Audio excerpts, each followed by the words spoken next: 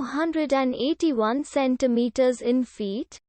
First of all, we need to know the value of 1 centimeter in feet.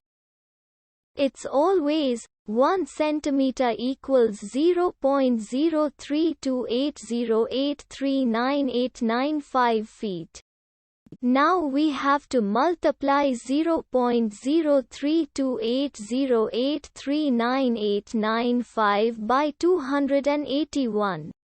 Therefore, 281 centimeters times 0.03280839895 feet equals 9.21916010495 feet.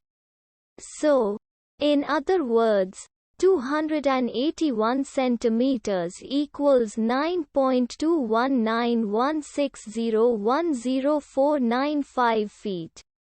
We hope you have enjoyed this video. Please like and subscribe to our channel for more videos like this.